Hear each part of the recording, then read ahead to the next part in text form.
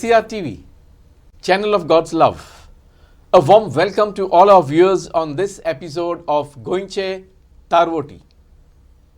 Ever since we started this series Goyche Tarvotti, we have been constantly emphasizing and reminding our viewers and aspirants that the profession of seafarers gives everyone the opportunity to grow from the lower ranks to the highest rank, whether it is on a bulk carrier, cruise liner, oil or gas tanker. All that you have to do is be focused, dedicated to your job, hardworking, willing to learn and have a blueprint in mind. साबार आमच्या तारवोटी भावांनी तांच्या तारवोटी जिविताची कोता आनी तांच्या जिवितांतली आव्हानां आमकां काळीज उक्तें करून हांगासर सांगलां. हें आयकून जायत्यांच्या काळजांत बोरवांचो उत्पन्न जाला, जाल्यार कांय जाणांच्या जिवितांत नवी स्फूर्ती मेवल्या हे वाटेन मुखार वचोंक. आयज गोंयचे तारवोटी कार्यावळींत आमच्या स्टुडियोन आसा कॅप्टन रुबन फर्नांडीस गांवांत कुंकोळचो.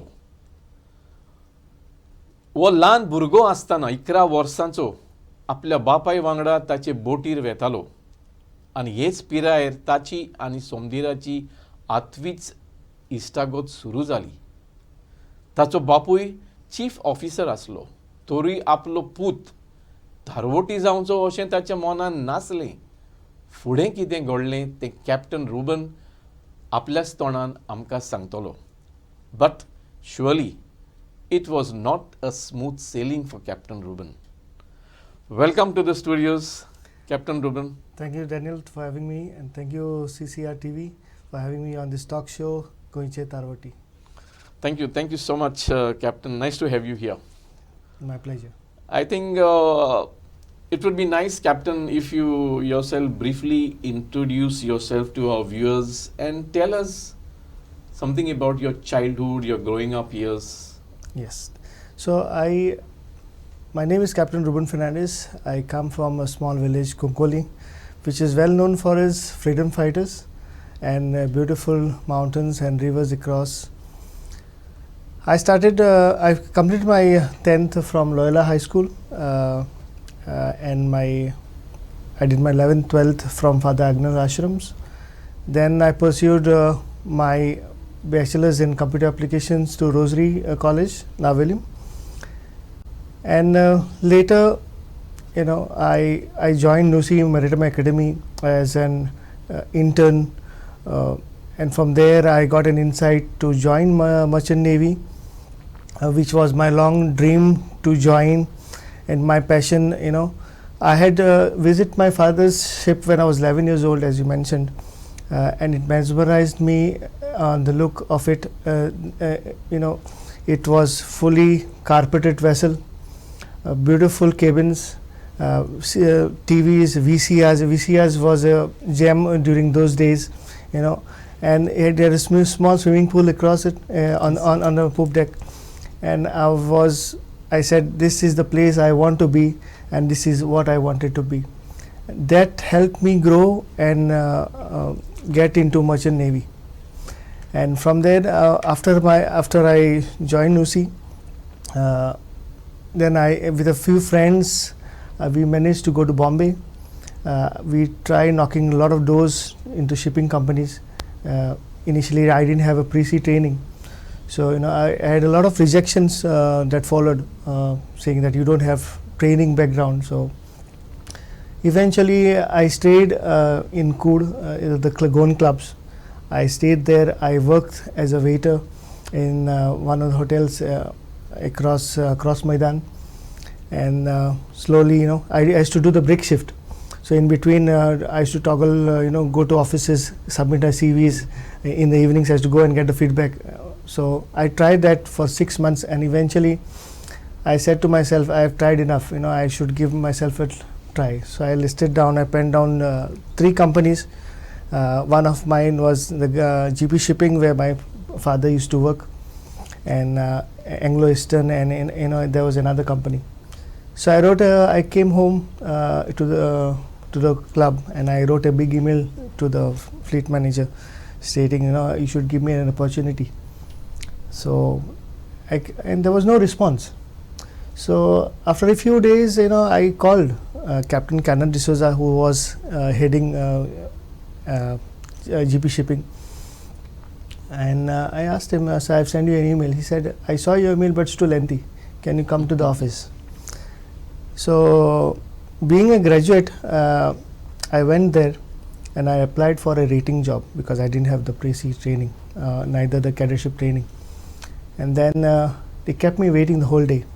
And eventually, captain came out and I said, "Are you still here?" I said, "Yes, I am waiting for your call." He gave me an application. He said, "Come tomorrow morning."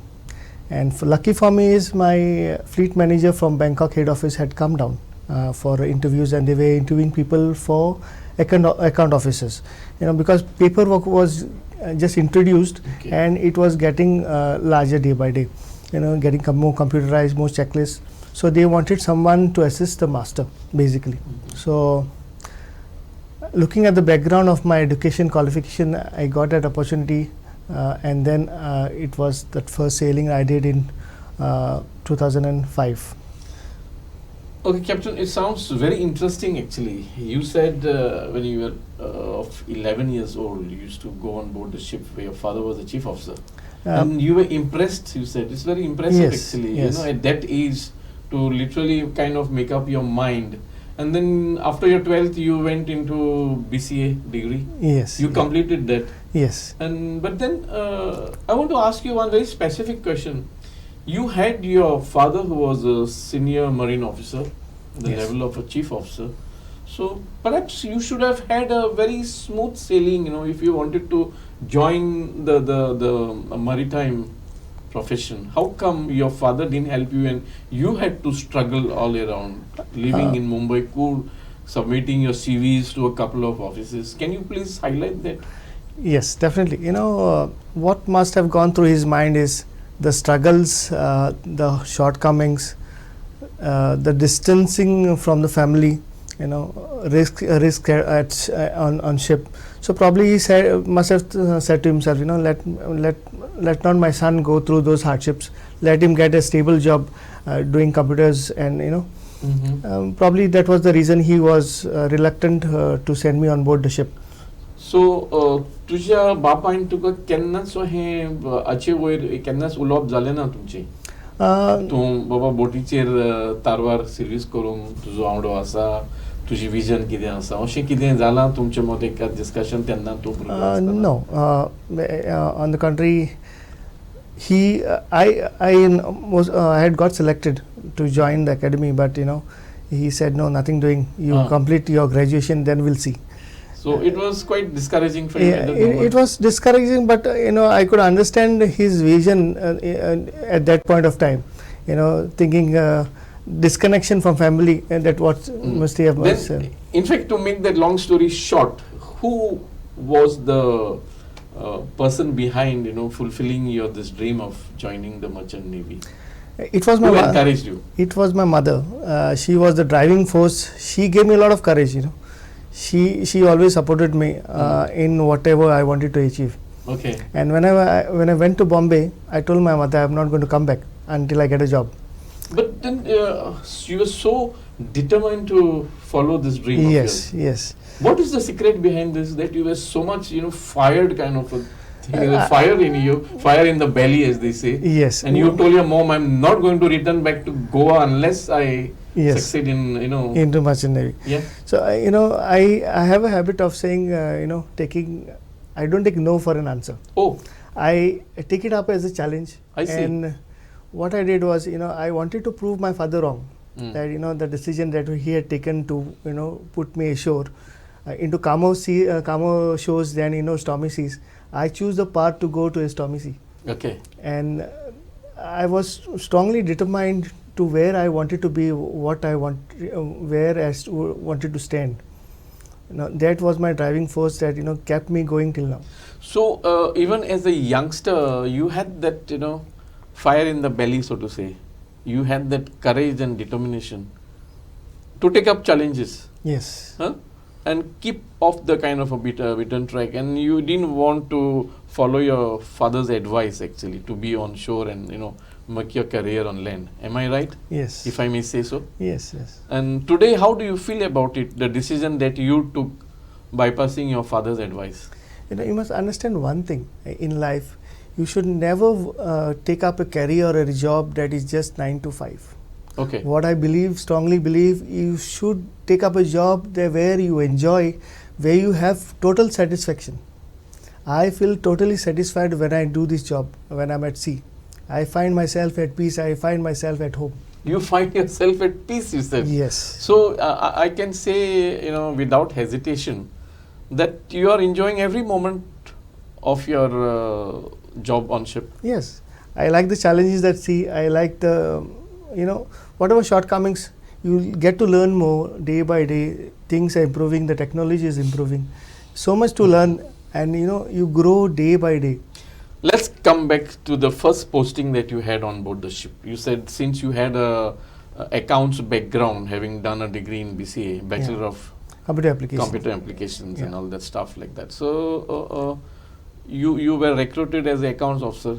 Now, how did this transition come from the office duties and to the deck officers level? How did this happen? If you could put little bit of light on this, it would benefit the viewers who are watching this, especially our youngsters. Yes, joining as an account officer was a window, of opportunity for me, to get into merchant navy. My dream was to be on that chair, wearing that white shirt with 4 stripes on my shoulders, taking the burden. So it never stopped me there. When you took up this job on the ship, and of course with your hard work and the vision that you had, you went up the ladder, am I right? Yes. So what was your father's reaction then? Was he proud of you? He was a silent kind of personality, Till now, he would never give a very good feedback. He knows, we can make out, he's happy, but he has a different way to express. I see. Maybe not like us. He is a very silent person from child because of his upbringing. He had a very troubled upbringing, and But my mother was, proud. My family was proud because I was the first master to be from my father's side. You have any more siblings? Yeah, I have a sister. She is a regional manager for HP, and she is settled down in Bangalore. She has 1 daughter. I see. Yeah. So your mother and your sister are proud of you, and the other extended family members. Yes, yes. Being the first master mariner in the family, right? Yes. Okay. How many years did it actually took you, to reach to the position of a master mariner? So I joined in 2005. It took me around 17 years. I would say it is quite long, but considering the hardships. And my total, I've sailed for last 20 years now, and I want to sail more. Okay. But I want to have a transition to shore as well. Let's see. Maga ek sang Captain Ruben, आता तुझे स्वप्न पुरे केलेंच. तुझी इच्छा असली की आपण एक तारवोटी जावचो पाय भाशेन. जोरी तुका पायच्या कडसून सपोर्ट मेवलो ना, तुझे मायंड तुका सपोर्ट केलो, जाल्यार तूं आमकां सांगशी हें तुजें 17 वर्सांचें तारवोटी जिवीत तुवें कसल्या अडचणींक फुडो केलोय, कसलीं आव्हानां, what challenges that came your way, and you said you are a person who does not take no for an answer. Yeah. Am I right? Yes. So how did this help you? When I started, first of all, I first hardship in shipping was knocking every door of every shipping company. And when I eventually got in, the transition from accounts to deck, I was very grateful to Captain Charles Carvalho and Captain Kenneth de Souza and Captain Sabi Cardozo, Captain Deepak Malhotra for guiding me there. But as I went up for my exams, financially the salaries were very low. I had just got married and I had a son as well when I went for my second mates. So that was another difficult time, having very less finances, managing the family and going for an exam. There I would say my wife was very supportive, and she supported she's a backbone of my, whatever I want to do, she's always behind me to have a go ahead. And then, later when I was waiting for my command, I waited for quite a long time as mate. Probably because, people were not happy with, of my attitude of work, as I said, I take no for an answer. I don't take no for an answer. When I was mate, I was a very aggressive mate. I used to make sure that work is done during the work hours. Enjoyment is enjoyment. I never used to mix both together. But when there is work, yes, I wanted 100%. I wanted 100% from everyone that is engaged in that work. Yeah.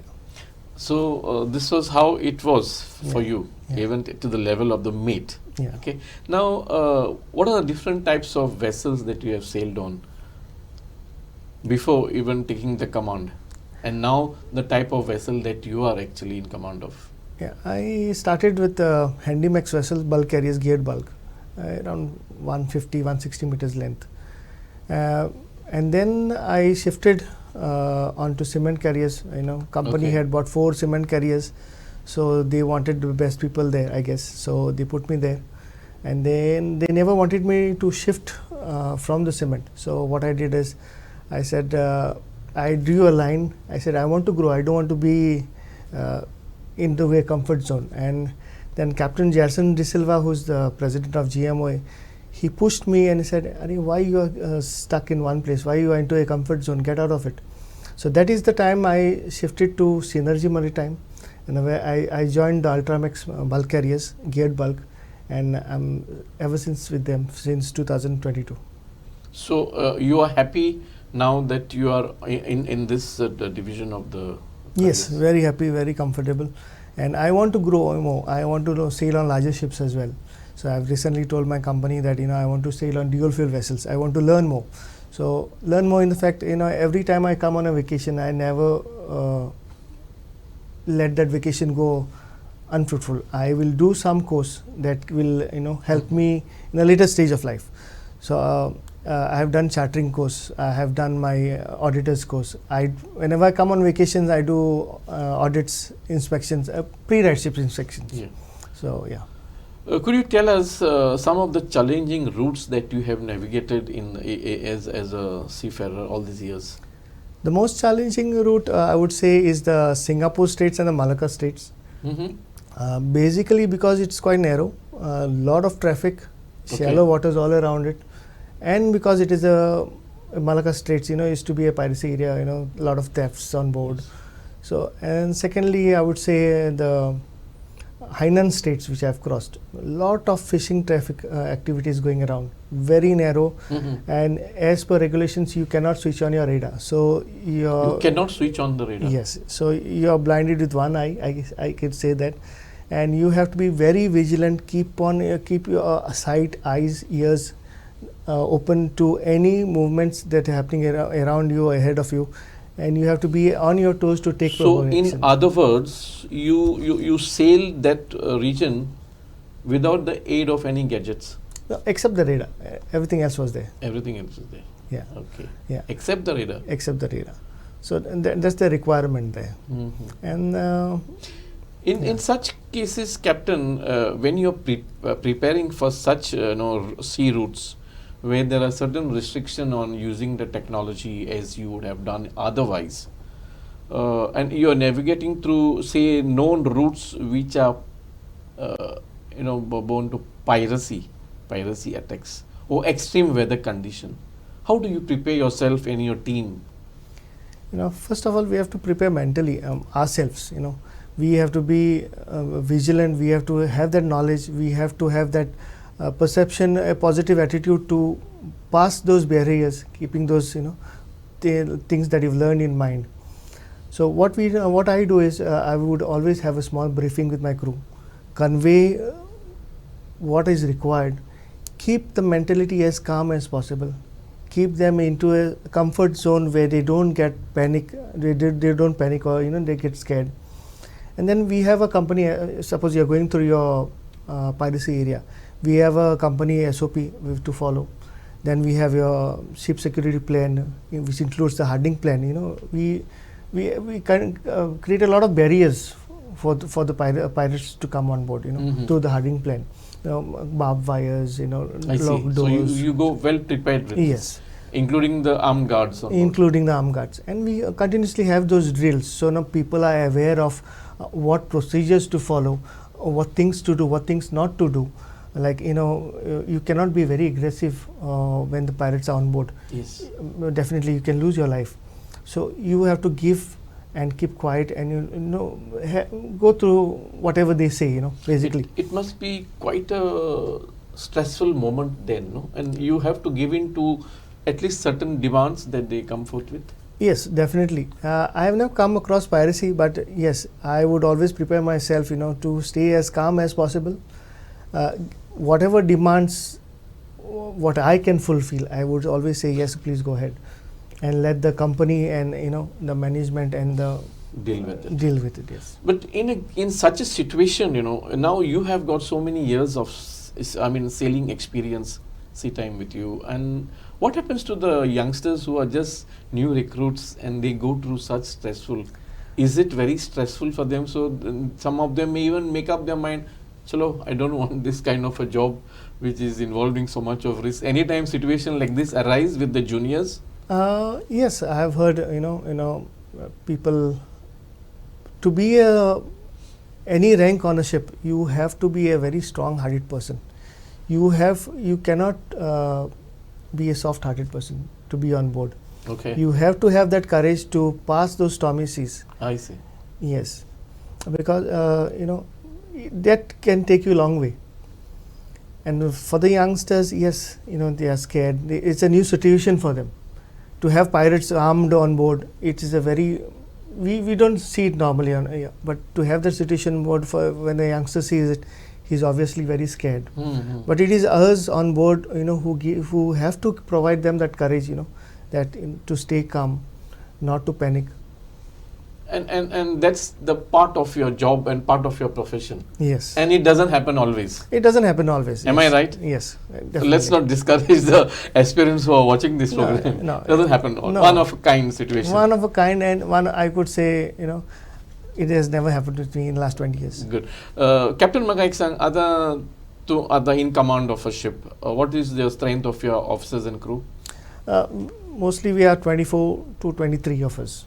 That's So- including. So 24 zone, 25 zone, whatever it is, they are coming from different regions of the world, different nationalities. तांची संस्कृताय वेगळी, तांचे जेवण खाण वेगळें, भासो वेगळ्यो.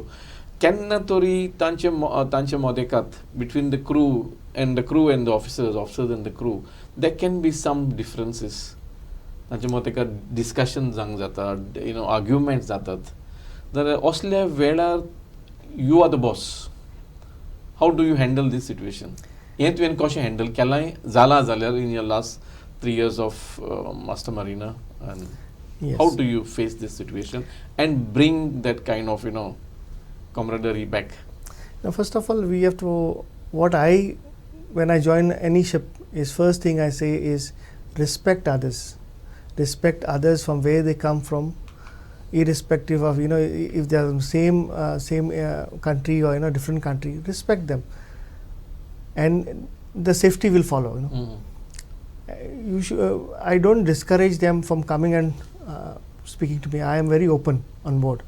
So when I say very open, I don't be very conservative and I keep to myself. I get involved with the crew so that they come and discuss with me and share their point of view, where I will always guide them not to have any disputes on board or any misunderstandings. Because if you say two different nationals, a same word can have a different meaning for them. So eventually, to put them into perspective, you have to guide them and say, okay, this is what he meant. You don't have to get it, and you always have to be positive and spread as much as love as you can, because you are just 24, 25 on board. So that's your family where you stay. That's your team. That's your family. That's your family. That's your home. Yes. So what I project to them is, this is your home. You have to work with these people peacefully until you sign off. So if I may ask you very pointedly, as a leader, as a team leader, as a master mariner, as a captain of the ship, what is your leadership philosophy then as a captain? Don't demand respect. Don't demand respect. Yeah. You have to gain it from the positive that you give around, Gain that respect from others. You should not force respect from somebody. That is my philosophy.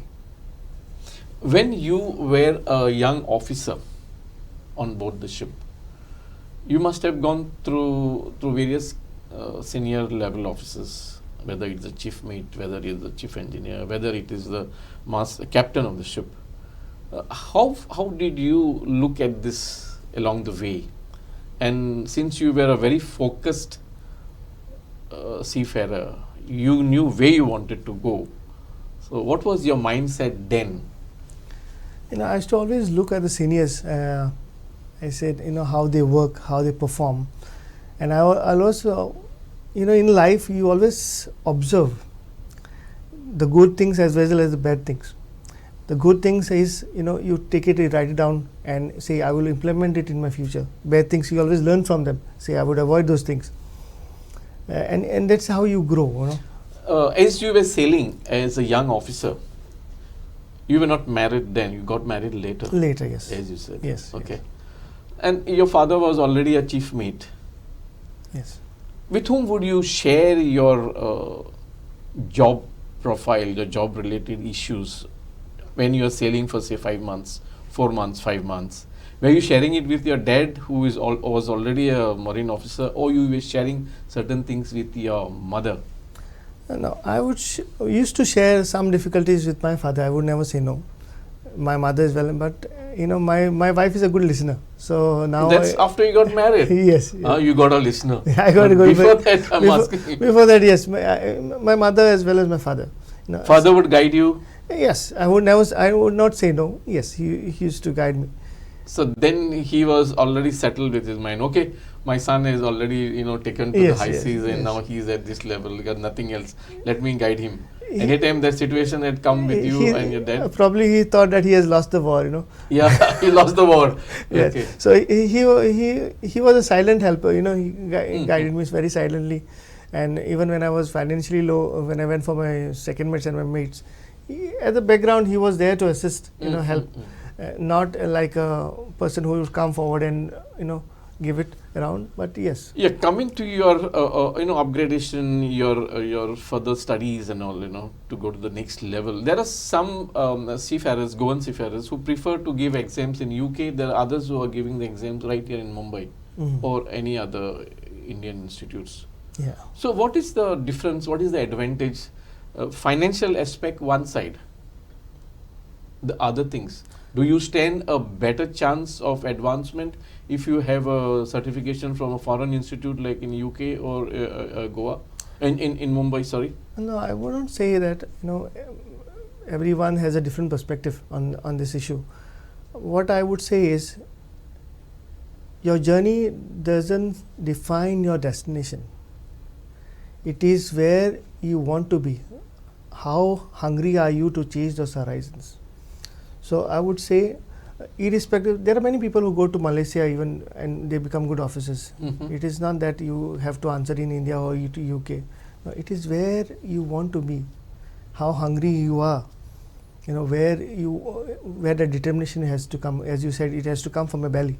So in other words, you mean to say that fire in the belly should be on? Yes. You cannot douse it. No, you cannot douse it. Till the time you reach to the top, and sometimes they say it's always lonely at the top, isn't it? It's lonely if you make it lonely. When I'm on board every Saturday, we have a gathering where we share a small meal, where we have a talk, or we will have a projector where we will have a comedy show, like watch together, talk together, make it a little more lively. Where I can also interact. Yeah, as you said, it is quite lonely with 23 people working on a 203 meters long ship. Have you any time felt seasick now that you have your parents at home, you have a child, you have a wife who's all by herself in your absence? Do you feel that a feeling of homesickness Yes, definitely. till now? Yes. After 17 years of sailing? Initially, I didn't feel that, because when I got married and I had my second son, my second son is very attached to me. Okay. As soon as I go on board, I feel that I'm missing out on something, a very important part of my life, my family, my wife, my elder son. So yes, I do feel it's a human nature to feel disconnected from home and to have them with you. No, I'm asking this question because not only for your sake, but for the others who are listening and because seafarers like you. How do you cope in such a situation? Does it take a long time to come out of that mind and get back to your? No, for a youngster, how do you divert your mind? For a youngster if you say for the youngsters, it may be little difficult for them because it's a different concept. When you come on board, you have internet on board, you have connectivities, not like those pre-old days, where you had just one call, which used to cost around $10-15. Now it's internet is free. It is faster. You have Starlink on board, so the connectivity is there. So the youngsters don't miss out on that. You have social media; they can browse through. So that thing is there, but somehow it is up to the personal perspective in how to handle it. So somewhere down the line, these advanced technological facilities is narrowing the gap of loneliness and family life, friends. Definitely, yes. When I started, I still remember my wife still has those letters and cards that I used to send. We used to write those letters because telephone calls were very expensive and compared to what you used to earn. And now, I feel very comfortable when I have, when I say technology is advanced, connectivity is there.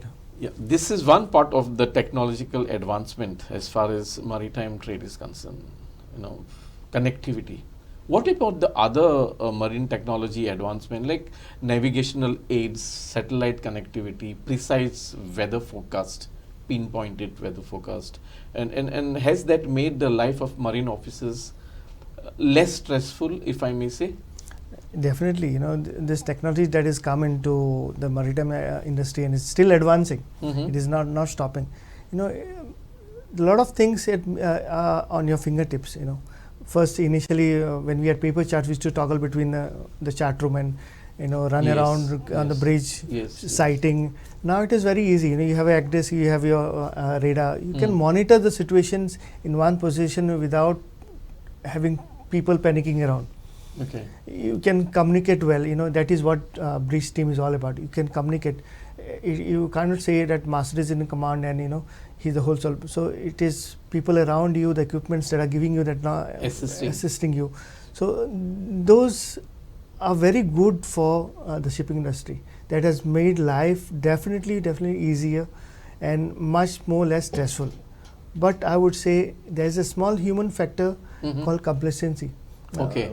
We tend to become a little more complacent when you have that technology, but you still have to monitor those aspects and get them corrected or guided and have a proper vision to see and sight if they're going off the track.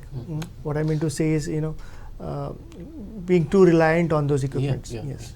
You have to be alert yourself. Yes. You cannot take a chance with certain things. No. It is just there to assist you. Yes. But at the same time, your full attention should be on alertness. Yes. Am I right? Yes. This is what you want to say. Yeah. What happens if tomorrow AI comes in full flow into this maritime field? Yes, AI is already there. It's already there, but maybe just getting that introduction to it. Yeah, it's they are trying a lot of things. AI. To have. So where do you see in another 2-3 years' time the maritime industry with the introduction of AI, extensive use? I would say they would eventually get there, but the human factor is where they will miss out. Now there are a lot of things where you cannot navigate without a person on that bridge. You cannot do it remotely, even if you have those equipment. Every equipment on bridge has its pros and cons. Unless you understand those pros and cons, it will be difficult to implement the AI on board. Okay, okay. Now coming back to our Goan youth, those who are aspiring to have a maritime career, what do you have to say and what do you have to tell them? Goan youth are mostly, I've seen a lot of youth going to the cruise liners jobs, wherein they find it a very easy way around. What I would suggest the Goan youth is take up these challenges in life, get to a position of a master or chief engineer, where you still have a chance to go ashore, get a high positions, and get yourself motivated to reach to those goals. Cruise line, I would not say any job that you do, but you have to have that hunger, have to have that courage to get through and do whatever you want, whatever you project in life. Coming back to you, after all that you went through in the initial stages, you have fulfilled a dream that you had. Am I right? Yes. And there is no doubt with the mindset that you have got, Captain, that you will definitely move upwards as opportunities knock at your door. But एक तारवाचो कोपीत जाल्ल्यान आयज तूं आनी तुका कितें अशें भोगता आनी तुज्या मुखार फुडें कितें आहा आव्हानां? What are the challenges before you? First is, how do you feel yourself as Master Mariner today? I feel very proud of who I am today, because I wanted to be there. I saw that horizon. I wanted to chase that horizon, and I am proud that I've chased that horizon. I'm still chasing. I want to get higher up. There are some challenges. Shipping is not as rosy it used to be. It is becoming more stressful sometimes, because there are a lot of challenges. When you go for a loading, for an example, the charters will want to have a very good ship in terms of quality, in terms of safety, in terms of how the ship is going to carry his cargo from point A to B. So you have to be on your toes to present that vessel in a very good condition, in terms of safety, in terms of implementation of SMS on board, that is your company's procedures. All those things make it a little difficult nowadays, considering the amount of people you have on board. So you have 6 officers, sometimes 5, and then including the cadets. It becomes very stressful sometimes, to have administrative job that you're doing, then you're doing a maintenance job that you're doing, then you have to listen to the owners, the managers, the charters, yes. So many things, and then you have a lot of inspections that are coming up. I think inspections are now more often and with short time frame in between. Yes. Not like before. No. And second thing is what you as a master, you have to keep to certain time limitation, time frames. No doubt, safety of the cargo, safety of your crew and officers on board, the voyage timing, turnaround time. So all this plays on the master's mind, Yes. Am I right? Yes. And then there's another side that you have to see to your officers, yes, putting you under. So for the top ranks, for the master, chief engineer, chief officer, and second engineer, you have to have a very good perspective in identifying safety related issues. Because as I said, you become complacent. You have short time, you have short sailing, you have PACs on board, you have other flex rate inspection on board, you have charters inspection, so many things that go on. So you have to identify, even if your juniors are not doing the work properly, you have to identify, guide them, because that's your team. Until you are on board, until you are in command, you are in charge of that vessel. So you cannot let the guard down. Captain Ruben, जेन्ना तूं एक chief officer आसलो आनी आतां तूं commander, केन्ना तरी तुज्या तारवटी जिवितांत कसली तरी इमर्जन्सीक फुडो करचो पडला, म्हणुया सी स्टॉर्म, सायक्लोन और एनी अदर इमर्जन्सी, आनी तुवें कशें हँडल केलें?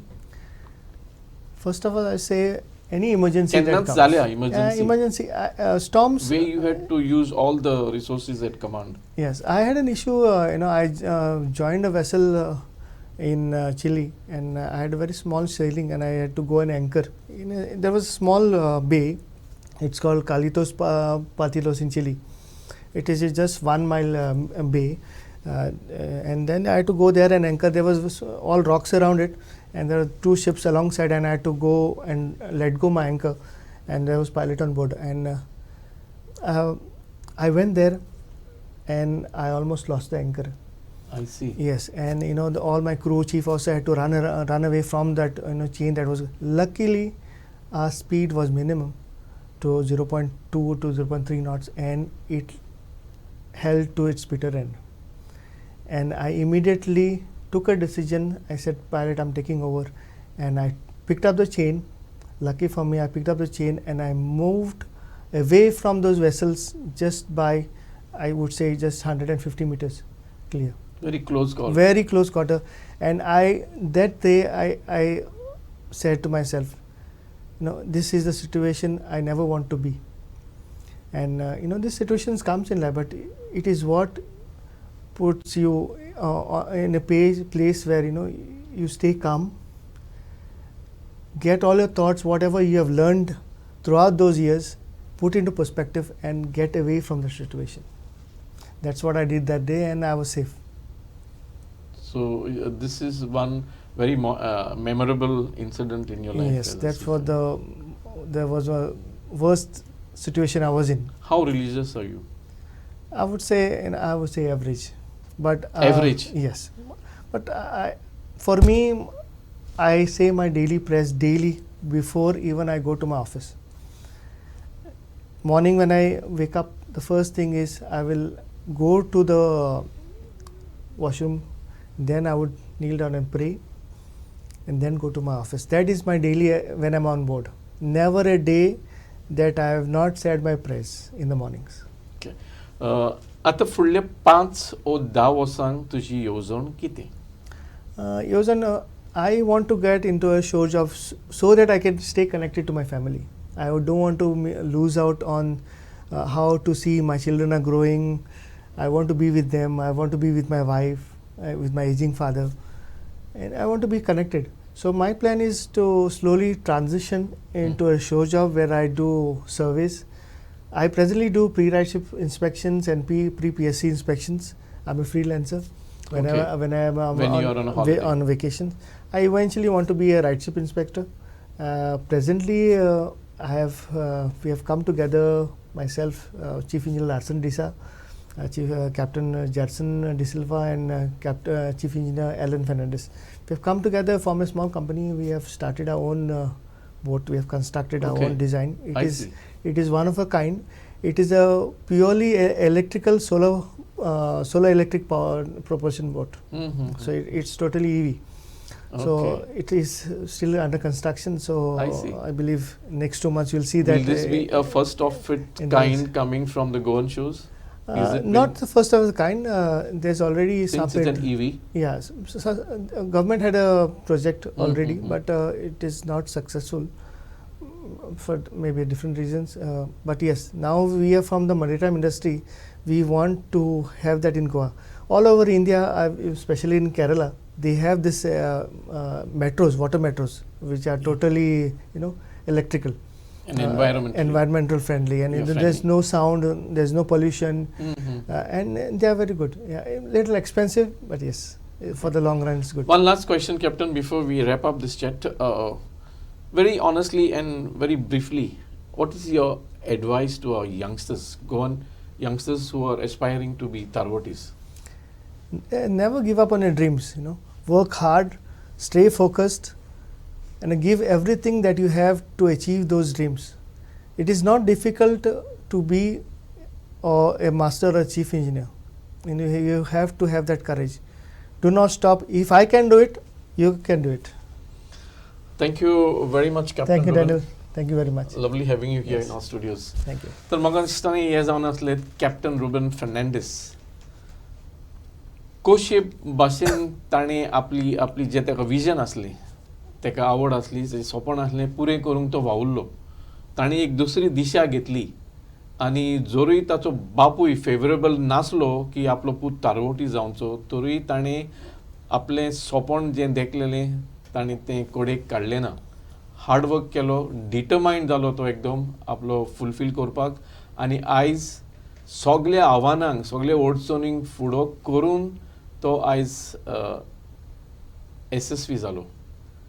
देखून आमी सदांच म्हणटा आनी कॅप्टनान सांगलां be dedicated, be focus, be determined. So keep watching your favorite channel, the CCR TV channel, and your program Goyche Tarvotti. Thank you.